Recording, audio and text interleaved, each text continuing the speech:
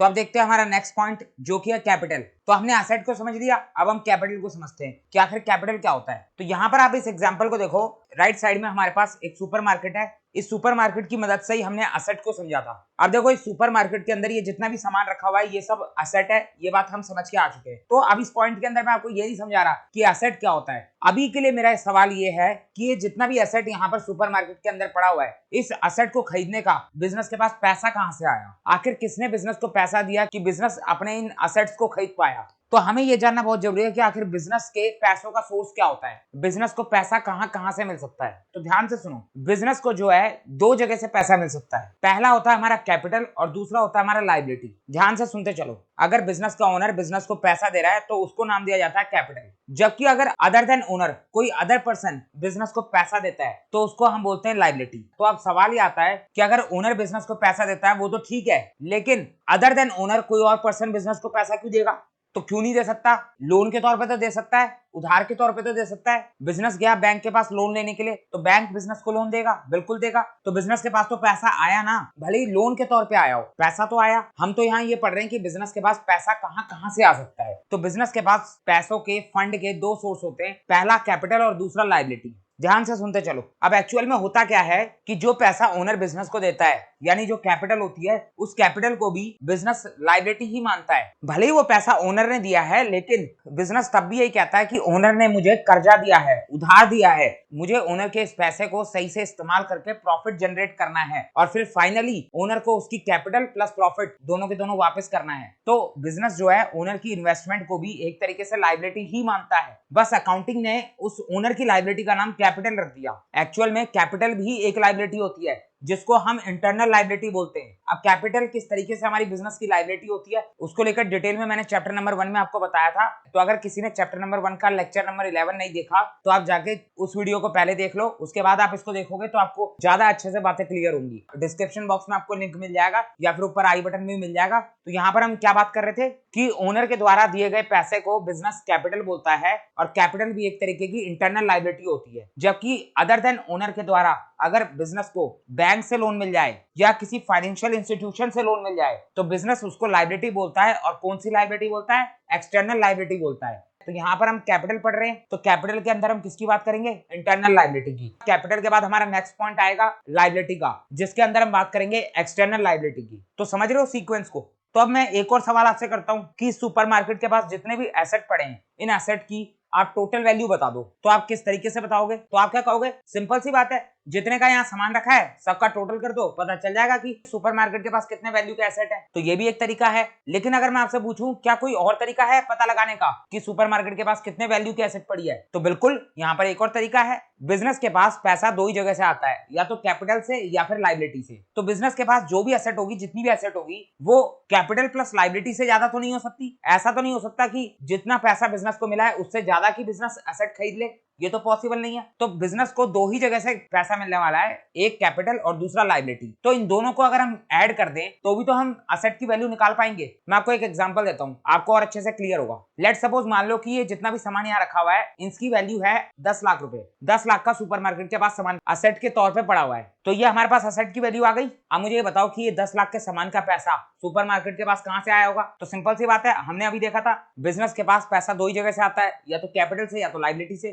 तो let suppose यहाँ पर ओनर ने बिजनेस को 6 लाख रुपए दिए थे, तो 6 लाख रुपए की इन्वेस्टमेंट ओनर ने बिजनेस के अंदर करी थी, तो 6 लाख का सामान तो ओनर के पैसों से आ गया। अब बताओ मुझे बचे हुए 4 लाख का सामान किसके पैसों से आएगा? तो ऑब्वियस सी बात है, बचे हुए 4 लाख रुपए जो है वो बिजनेस के पास एक्सटर्नल लायबिलिटी से आए होंगे। बिजनेस ने किसी बैंक से लोन लिया होगा या किसी फाइनेंशियल इंस्टीट्यूशन से लोन लिया होगा, तभी तो बिजनेस के पास 10 लाख की एसेट पड़ी है। तो 6 लाख रुपए हो गया कैपिटल का, 4 लाख रुपए हो गया लायबिलिटी का, टोटल कर लो आप 10 लाख रुपए आ गया। तो यहाँ पर हमारे पास एसेट की वैल्यू निकालने की एक सिंपल सी इक्वेशन आ गई, asset equal to liability plus capital. अगर हम लायबिलिटी प्लस कैपिटल को ऐड कर दें तो हम एसेट की वैल्यू निकाल सकते हैं। इसी इक्वेशन को हम बोलते हैं अकाउंटिंग इक्वेशन। इसके बारे में भी मैंने आपको चैप्टर नंबर 1 के लेक्चर 11 में बताया हुआ है। वहां पर तो हमने एक प्रैक्टिकल क्वेश्चन भी सॉल्व किया था। जिसने वीडियो देखी है उसको सब पता है, उसको सारी बातें समझ में आ रही है, और जिसने वीडियो नहीं देखी हो सकता है उसको थोड़ी कंफ्यूजन हो। तो इसीलिए मैं आपको कह रहा हूँ कि आप कैपिटल वाले पॉइंट को देखने से पहले उस वीडियो को जाके देख कर आ जाओ। तो हमारे पास अकाउंटिंग इक्वेशन तैयार हो गई। यही अकाउंटिंग इक्वेशन यहाँ पर लिखी हुई है, asset equal to liability plus capital. तो कैपिटल का मतलब क्या होता है, ऊपर देख लो आप, amount invested by owner in the business. जो भी अमाउंट ओनर बिजनेस के अंदर इन्वेस्ट करता है उसको हम कैपिटल बोल देते हैं। कैपिटल भी बिजनेस के लिए एक तरीके से लायबिलिटी होती है, जिसको हम इंटरनल लायबिलिटी बोलते हैं। क्यों बोलते हैं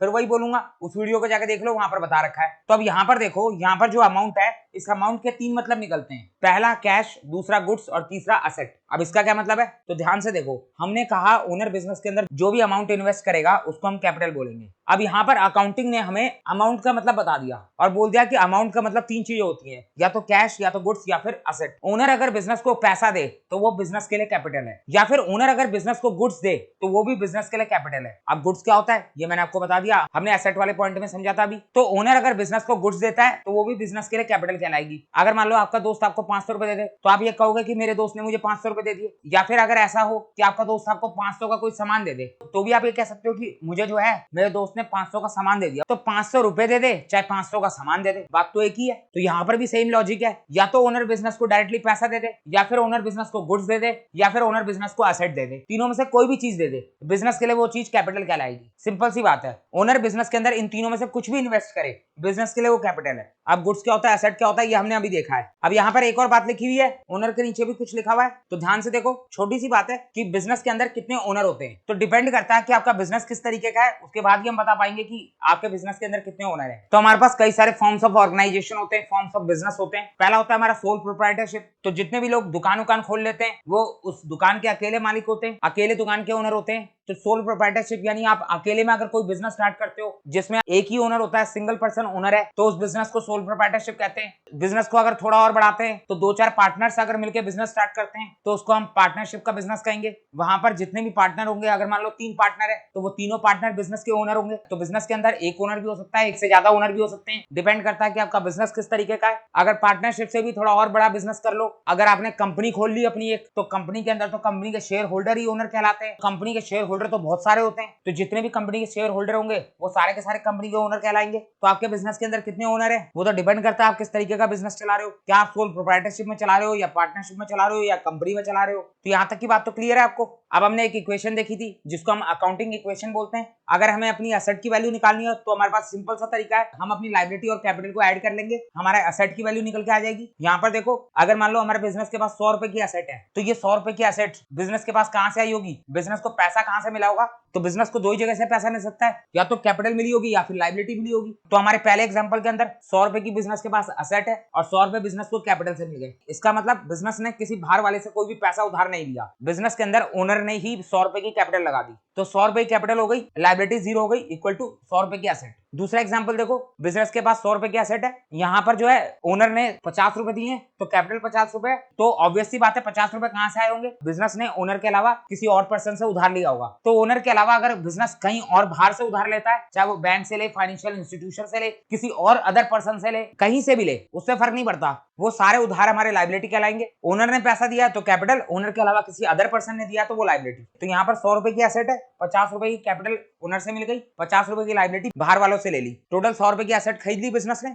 तो देखो, हमने एसेट निकालना सीख लिया। अब क्या हम इसी इक्वेशन को थोड़ा सा चेंज करके बिजनेस की कैपिटल निकाल सकते हैं? तो बिल्कुल, हम बिजनेस की कैपिटल भी निकाल सकते हैं। अगर हम अपनी इक्वेशन को थोड़ा सा चेंज कर दें और एसेट में से लायबिलिटी को लेस कर दें, तो उससे हमारी बिजनेस की कैपिटल निकल के आ जाएगी। हमारी इक्वेशन बन गई capital equal to asset minus liability. ध्यान से सुनो, लॉजिक के साथ समझो। यहाँ पर देखो, पहला एग्जांपल, बिजनेस के पास 100 रुपए की एसेट है और हमें बताया गया कि बिजनेस ने किसी बाहर वाले से कोई भी पैसा उधार नहीं लिया, यानी बिजनेस की लायबिलिटी 0 है। अब अगर हमारी लायबिलिटी 0 है और हमारे बिजनेस के पास 100 रुपए की एसेट है, तो बताओ ये 100 रुपए की एसेट खरीदने के पैसे बिजनेस के पास कहां से आए होंगे? तो सिंपल सी बात है, अगर लायबिलिटी 0 है तो इसका मतलब बिजनेस को कैपिटल से पैसा मिला होगा। ये 100 रुपए की एसेट के पैसे बिजनेस को ओनर से मिले होंगे। तो अगर हम एसेट माइनस लायबिलिटी कर दे तो हमारी कैपिटल निकल के आ जाएगी। एक और एग्जांपल देख लो, बिजनेस के पास 100 रुपए रुपए की एसेट है जिसमें से हमें बताया गया कि बिजनेस ने 50 रुपए का लोन लिया था बैंक से लोन लिया है, तो इसका मतलब बिजनेस की लायबिलिटी है। तो 50 रुपए की एसेट खरीदने के पैसे तो बैंक के लोन से आ गए। अब बचे हुए 50 रुपए की एसेट खरीदने के पैसे कहां से आए होंगे? तो हम बता सकते हैं बचे हुए 50 रुपए जो है बिजनेस को कैपिटल से मिले होंगे। तो यहाँ पर आप इसको सही कर लेना, यहाँ पर जो है 50 आएगा, तो आप इसको 50 कर लेना। 100 रुपए की एसेट बिजनेस के पास थी जिसमें से 50 रुपए की लायबिलिटी है, तो बचे हुए 50 रुपए कहां से आए होंगे? कैपिटल से आए होंगे। तो हमारे पास इक्वेशन बन गई capital equal to asset minus liability. उसी तरीके से क्या हम लायबिलिटी भी निकाल सकते हैं? तो बिल्कुल इस इक्वेशन को थोड़ा और चेंज कर दो, liability equal to asset minus capital. Asset में से वो पैसा अलग कर लो जो पैसा ओनर ने बिजनेस को दिया है, तो बचा हुआ पैसा किसका होगा? बचा हुआ पैसा लायबिलिटी का होगा। अगर बिजनेस के पास 100 रुपए की एसेट है और ये 100 रुपए की एसेट के लिए बिजनेस को सारा पैसा कैपिटल से मिल गया, तो इसका मतलब बिजनेस की लायबिलिटी 0 है। बिजनेस ने बाहर वालों से कोई भी पैसा उधार नहीं लिया। 100 माइनस 100 इक्वल टू 0। दूसरा एग्जांपल लो और अच्छे से समझ में आएगा। बिजनेस के पास 100 रुपए की एसेट है जिसमें से 50 रुपए बिजनेस को ओनर की तरफ से मिल गए, यानी 50 रुपए की हमारी कैपिटल है। तो बचे हुए 50 रुपए बिजनेस को कहां से मिले होंगे? तो बचे हुए 50 रुपए बिजनेस को लायबिलिटी से मिले होंगे। तो 3 इक्वेशन बन गई हमारी। इक्वेशन एक ही है लेकिन उसको हम आगे पीछे करके तीनों चीजें निकाल सकते हैं। तो इस इक्वेशन को हम बोलते हैं अकाउंटिंग इक्वेशन। तो आपको ये क्लियर हो गया? आगे देखते हैं। 2 छोटे से नोट दिए हुए। Capital is also known as owner equity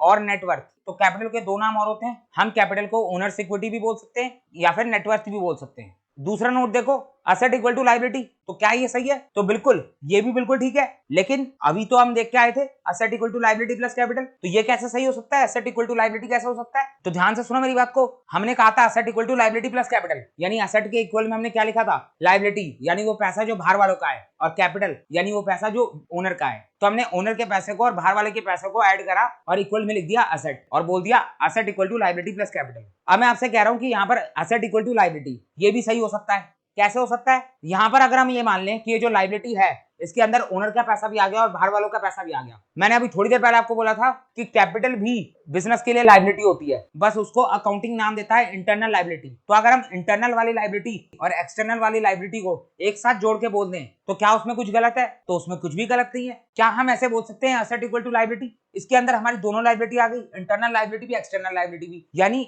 हम बोल तो सकते हैं asset equal to liability plus capital, लेकिन बाद में हमें इस लायबिलिटी के अंदर एक्सटर्नल लायबिलिटी को अलग करना पड़ेगा और इंटरनल लायबिलिटी यानी हमारी जो कैपिटल है उसको अलग करना पड़ेगा। तो आप कहने को कह दोगे लेकिन बाद में आपको अलग तो करना ही पड़ेगा। तो इससे अच्छा है आप पहले ही अलग करके चलो, asset equal to liability plus capital बोल के चलो। लेकिन अगर आपको कहीं पे ये भी देखने को मिल जाए एसेट इक्वल टू लायबिलिटी, तो गलत आप उसको भी नहीं बोल सकते। तो समझ में आ रही है बात? तो हमारा कैपिटल वाला पॉइंट कंप्लीट हो गया। अब देखते हैं हमारी अगली टर्म जो कि है ड्राइंग। अब ये ड्राइंग क्या होता है? तो ड्राइंग भी कैपिटल से ही जुड़ा हुआ पार्ट है, इसीलिए मैं आपको एक साथ करवा रहा हूँ।